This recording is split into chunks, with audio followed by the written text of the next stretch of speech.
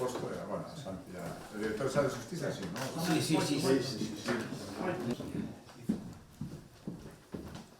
es. ¿Qué tal? ¿O conseguirán su por la mañana ben? Sí. Hay que preparar los domingos, pero después... Claro.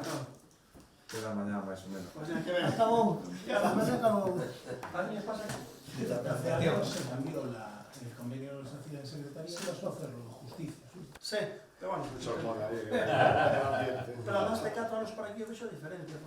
Bueno, pois moi boas tardes. A verdade, acabamos de manter un encontro coa Fundación Galega contra o Narcotráfico, tanto o director xeral de Xustiza, o director xeral de Interior e Emerxencias, eu mesmo e o presidente da Xunta de Galicia, pois para trasladar en primeiro lugar a preocupación que estamos asistindo últimamente en Galicia co incremento de números de eventos ou problemática relacionada con narcotráfico, ben porque se producen novos apresamentos, porque temos noticias preocupantes de aparición de buques, en definitiva hai unha serie de problemática que nós queríamos un pouco coñecer o punto de vista da Fundación, intercambiar opinións, puntos de vista e intentar traballar para paliar un pouco esa situación. É certo que a maior parte destas competencias non lle corresponden á Xunta de Galicia, pero tamén queremos levar, cando teñamos a posibilidade, de trasladarlle ao propio Ministerio cal é a posición, un pouco cal é a situación real que estamos a atravesar e, sobre todo, propoñer solucións. A parte diso, lógicamente,